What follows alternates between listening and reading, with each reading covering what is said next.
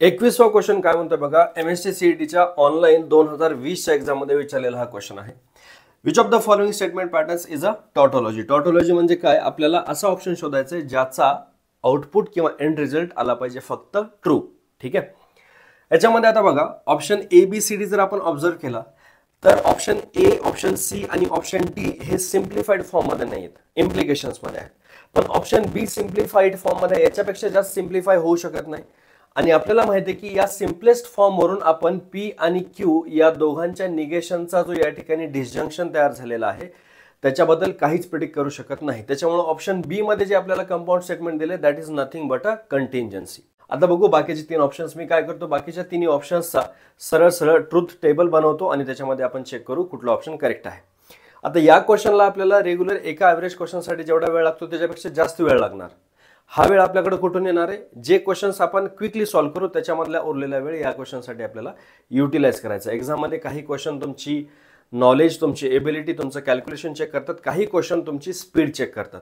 So तुमची speed check करणारा हा क्वेश्चन, याला आपण स्पीडमध्ये जेवढा फास्ट करता येईल तेवढं चेक करू.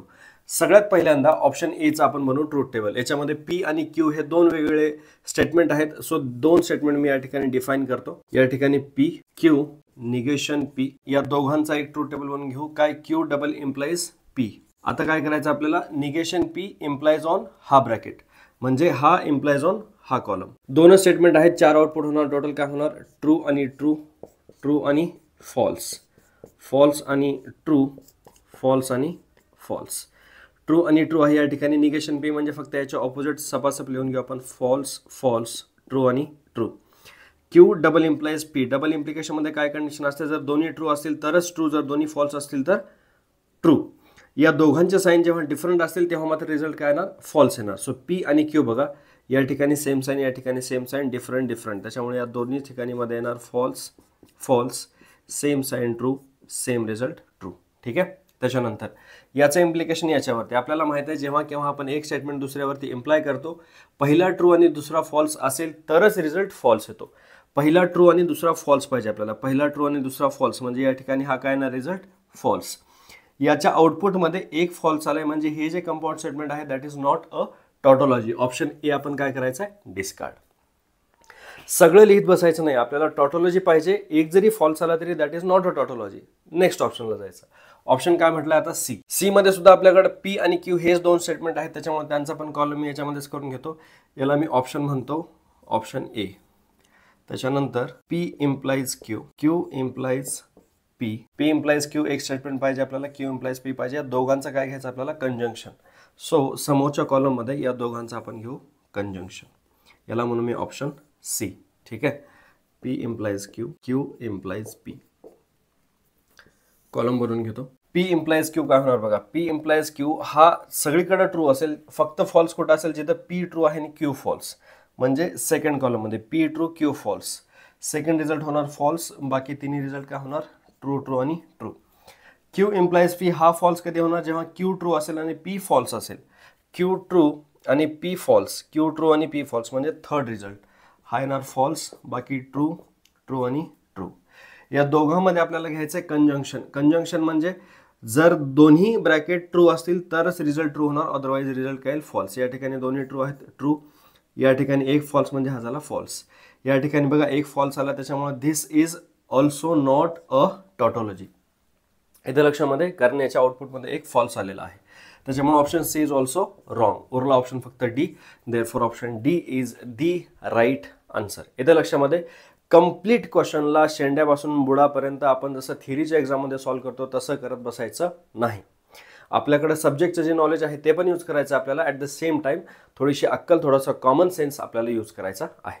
क्वेश्चन नंबर 22 काय म्हणतोय आपल्याला, द स्टेटमेंट पॅटर्न. आपल्याला एक स्टेटमेंट पॅटर्न दिलाय. इज ऑप्शन्स आहेत अ कंटिन्युअन्सी, कॉन्ट्रडिक्शन, टॉटोलॉजी आणि equivalent to P and Q. आता या ऑप्शन्समध्ये फरक काय आहे, पी आणि क्यू ची व्हॅल्यू काही जरी असेल तरी सुद्धा आउटपुट ऑलवेज ट्रू येत असेल तर झाला तो टॉटोलॉजी. आउटपुट ऑलवेज फॉल्स येत असेल तर तो झाला कॉन्ट्रॅडिक्शन. आउटपुट गॅरंटेड फक्त ट्रू किंवा फक्त फॉल्स येत नसेल तर तो झाला कंटिंजन्सी. आणि जर चौथा असेल तर या ठिकाणी सिम्प्लिफाय केल्यानंतर आपल्याकडे हा रिझल्ट भेटला पाहिजे. सरळ सरळ आपण पाहून घेऊ. या स्क्वेअर ब्रॅकेटमध्ये आपल्याकडे हा आहे डिसजंक्शन, हा आहे कंजंक्शन. या कंजंक्शनला या डिजंक्शन वरती आपण डिस्ट्रीब्यूट करून घेऊ using distributive law. Negation P and P, negation P and P, दोघांच्या मध्ये ऑर आहे, or negation P and Q, negation P and Q. हे सगळं आहे स्क्वेअर ब्रॅकेटमध्ये, स्क्वेअर ब्रॅकेटच्या बाहेर and negation Q. Negation P and P म्हणजे ट्रू अँड फॉल्स किंवा false and true which is always false, या ठिकाणी फॉल्स. और समोरचा bracket as it is, square bracket close, ब्रॅकेटच्या बाहेर अँड निगेशन क्यू. फॉल्स और काही स्टेटमेंट असेल तरी त्याचा कंप्लीट रिझल्ट म्हणजे ते स्टेटमेंट असतं. फॉर एक्झाम्पल हा ट्रू असेल तर फॉल्स और ट्रू म्हणजे ट्रू, हा फॉल्स असेल तर फॉल्स और फॉल्स म्हणजे फॉल्स. सो देअरफॉर हे दोन होऊन जातात कॅन्सल. या ब्रॅकेटमध्ये फक्त आपल्याकडे काय होतं, निगेशन पी अँड क्यू, ब्रॅकेटच्या बाहेर उरलेला and negation Q. Conjunction conjunction, ब्रॅकेटच्या मध्ये बाहेर जर सेमच असेल कनेक्टिव्ह तर आपण सगळ्यांना ब्रॅकेटच्या बाहेर काढू शकतो. काय झालं, negation P and Q and negation Q. Q true असेल तर हा फॉल्स, हा फॉल्स असेल तर हा ट्रू. ट्रू अँड फॉल्स किंवा false and true that will always be equals to false. आणि हा फॉल्स झाला तर अँड मध्ये इकडे काही जरी असेल तरी फायनल आन्सर आपलं काय होणार आहे, फॉल्स. सो द रिझल्ट और truth value of this compound statement is always false, म्हणजे this is nothing but a contradiction. Option B is the correct option. एकदम सोपा क्वेश्चन आहे, बावचळून घाबरून जायचं नाही. Next question number 23. आणि क्वेश्चन नंबर 23 आपल्याला म्हणतो the negation of the statement. आपल्याला हे स्टेटमेंट दिलंय, त्याचं निगेशन सांगायचे 4 ऑप्शन आपल्याकडे आहेत. सगळ्यात अगोदर बघू स्टेटमेंट काय आहे. इफ आणि देन यांच्यामध्ये 2 पार्ट आहेत. 5 लेस दॅन 7 याला आपण पी म्हणू, 7 ग्रेटर दॅन 2 याला आपण क्यू म्हणू, दोघांच्या मध्ये अँड आहे याला आपण अँड देऊन टाकू. इफ आणि देनच्या मध्ये हा कंप्लीट पार्ट आहे त्याच्यामुळे याला आपण देऊ ब्रॅकेट. देनच्या नंतर हा 5 ग्रेटर दॅन 2 आहे याला म्हणू स्टेटमेंट आर. इफ हा ब्रॅकेट देन समोर त्याच्यामुळे हा ब्रॅकेट इम्प्लाइज आर. समजतंय, इफ पी देन क्यू म्हणजे काय झाला, P implies Q. Similarly P and Q हा ब्रॅकेट इम्प्लाइज आर. याचा घ्यायचा आपल्याला निगेशन. जर सपोज आपल्याकडे original statement P implies Q असेल त्यालाच आपण काय म्हणतो, निगेशन पी और क्यू. याचा निगेशन घेतल्यानंतर काय होणार, negation of this complete thing is equal to, याचा कंप्लीट निगेशन हा इकडे लिहायला पाहिजे पण काय होऊन जाईल बघा बरं, निगेशन ऑफ निगेशन पी म्हणजे पी, ऑरचं निगेशन अँड क्यूचा निगेशन, निगेशन क्यू. सो जर पी इम्प्लाय क्यूचा जर निगेशन घ्यायचा असेल तर पी अँड निगेशन क्यू येणार. सिमिलरली हा ब्रॅकेट इम्प्लाइज आर, याचा निगेशन घ्यायचा असेल तर पहिला bracket as it is P and Q, या ठिकाणी बघा अँड आरचा निगेशन आर घ्यायला लागेल, निगेशन आर. हा जशाला तसा घ्यायचा म्हणजे काही बदल करायची गरज नाही. ॲरोच्या ठिकाणी आपल्याला घ्यायचं आहे अँड किंवा कंजंक्शन. आणि 5 ग्रेटर दॅन 2 चा घ्यायचा आहे निगेशन, म्हणजेच काय होणार 5 less than or equal to 2. कुठं आहे असा ऑप्शन आपल्याकडे बघा बरं, P and Q as it is पाहिजे, P and Q as it is. ठीक आहे, आपल्याकडे 1 2 3 3 ऑप्शन्समध्ये आहे. ब्रॅकेटच्या बाहेर पाहिजे अँड 2 ठिकाणी आहे. पुढच्याचा रिवर्स फक्त ऑप्शन डी मध्ये. ऑप्शन डी मित्रांनो is the correct answer. Question number 24 आपल्या समोर आहे. क्वेश्चन नंबर 24 काय म्हणतोय, द स्टेटमेंट पॅटर्न दिलाय इज इक्विव्हॅलंट टू. याला करू सिम्प्लिफाय. ब्रॅकेटच्या मध्ये आहे डिजंक्शन, ब्रॅकेटच्या बाहेर आहे कंजंक्शन, कंजंक्शनला या ब्रॅकेट वरती करू डिस्ट्रीब्यूट. या टाइपचे आपण अगोदर बऱ्याच वेळेस केलेत. हा काय होणार, पी अँड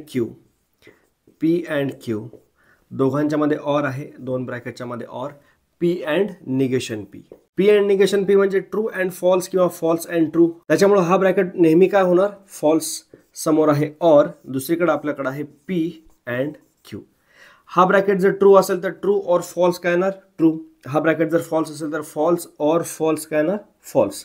त्याच्यामुळे याचा कंप्लीट रिझल्ट कशावरती डिपेंडेंट आहे, फक्त या ब्रॅकेटवरती, म्हणजेच काय आहे P and Q. That is the simplification. कुठला आहे आपल्याकडे option, option B is the correct option. एकदम सोपा क्वेश्चन. याच्यानंतर सवाल नंबर 25. चला त्याचा करू काम. 25 क्वेश्चन नंबर 25 पोरांनो, जसा याचा नंबर तेवढ्याच भारी क्वालिटीचा क्वेश्चन आहे. काय म्हटलंय बघा, the symbolic form of the following circuit दिलं आपल्याला. पण याला सिम्प्लिफाय करण्याच्या अगोदर एक महत्वाची गोष्ट समजून घ्या. जर एखाद्या सर्किटमध्ये 2 कीज असतील सिरीजमध्ये तर त्यांना आपण कनेक्ट करणार अँडने. का बरं, कारण या दोन्ही चालू असतील, दोन्ही ट्रू असतील तरच रिझल्ट आपल्याला मिळेल, म्हणजे ट्रू मिळेल. जर दोन कीज आपल्याकडे असतील पॅरलल तर त्यांना आपण कशाने कनेक्ट करणार, त्यांना आपण डिसजंक्शनने, कारण दोन्हीपैकी एक जरी ट्रू असेल तरी सुद्धा समोर आपल्याला रिझल्ट काय होईल, मिळून जाईल, म्हणजे ट्रू मिळून जाईल. करंट फ्लो झाला म्हणजे ट्रू कंडिशन ही आपण अज्युम करतो या ठिकाणी. सो आपण या सर्किटला सिम्बॉलिक फॉर्म मध्ये कन्वर्ट करण्याचा प्रयत्न करू. सगळ्यात अगोदर बघा, S1 याला मी P म्हणतो, S2 ला Q म्हणतो आणि S3 ला R म्हणतो. हे कन्व्हेन्शन आहे, सगळीकडे असंच करायचं. मग S1 डॅश असेल तर या S1 कीच्या ऑपोजिट कंडिशन झाली. S1 ऑन असेल तर S1 डॅश ऑफ असणार, S1 ऑफ असेल तर S1 डॅश ऑन होणार. बेसिकली S1 चा हा निगेशन असतो. याला काय म्हणणार मग मी, निगेशन P. S2 डॅश म्हणजे negation Q and S3 dash म्हणजे निगेशन R. S1 म्हणजे हा काय झाला P, S2 म्हणजे काय झाला Q. दोन कशामध्ये आहेत, सिरीजमध्ये, म्हणजे हा काय झाला P अँड Q. या अख्ख्या सर्किटच्या किंवा या अख्ख्या सेटअपच्या पॅरलल मध्ये खालचा कंप्लीट एवढा सेटअप आहे, त्याच्यामुळे याला ऑर मध्ये आपण खालचा कंप्लीट पार्ट घेऊ. ठीक आहे. सो बेसिकली काय झालं वरती आपल्याकडे P अँड Q, याला कंप्लीट ऑर मध्ये घ्यायचंय. आता आपल्याकडे काय येणार, खालचा हा सगळा पार्ट. आता या सगळ्या पार्ट मध्ये बघा S1 डॅश आहे, S1 डॅश म्हणजे काय झाला, निगेशन P, याला मी म्हणतो निगेशन P. निगेशन P सोबत समोरचा हा जो कंप्लीट पार्ट आहे हा कसा आहे, सिरीज मध्ये आहे. याच्यासोबत हा पार्ट सिरीज मध्ये आहे, म्हणजे हा कशाने कनेक्ट होणार, अँड ने कनेक्ट होणार. आता या ठिकाणी S2 डॅश, S3 आणि S1 हे तीन एकमेकांना काय आहेत, पॅरलल आहेत, म्हणजे हा काय झाला P, हा काय झाला R, हा काय झाला S2 डॅश म्हणजे निगेशन Q. सो बेसिकली काय होईल, निगेशन Q और P और R. या ठिकाणी हा ब्रॅकेट क्लोज. त्याच्यामुळे अशा टाईपचं आपल्याला बघायचं कुठे इक्वेशन आहे, P अँड Q आहे फक्त A आणि C मध्ये, और कंप्लीट ब्रॅकेट मध्ये हा part. Option C is the correct option. I hope तुम्हाला हे समजलंय. ऑल्सो मला तुम्हाला अजून एक महत्त्वाची गोष्ट सांगायची, मॅथमॅटिकल लॉजिकचे हे या ठिकाणी मी सगळे क्वेश्चन्स तुम्हाला सॉल्व्ह करून देऊन अपलोड करतच आहे. मला असं वाटत असेल की सर मला अगोदर डिफरन्सिएशन पाहिजे, तर कमेंट सेक्शनमध्ये मला तसं सांगा, म्हणजे याच्यानंतर मी लगेच तो चॅप्टर चूज करेन. सिक्वेन्स वाईज मी कुठलाही सिक्वेन्स ठरवून निघत नाहीये. ठीक आहे. तुम्हाला ज्या चॅप्टरची जास्त गरज आहे त्या चॅप्टरचे सगळ्यात अगोदर क्वेश्चन्स मी सॉल्व्ह करून पोस्ट करतो. चलो, या व्हिडिओमध्ये तुम्हाला काही जरी डाऊट असेल सरळ कमेंट सेक्शनमध्ये जायचं आणि विचारायचं. मजा करत नाही, चॅनलवरती हजारो कमेंट येतात, मी सगळ्यांना रिप्लाय करतो, तुम्हाला सुद्धा 100% करणार. माझं नाव स्पार्क, मी शिकवतो मॅथ्स, लक्षात ठेवा.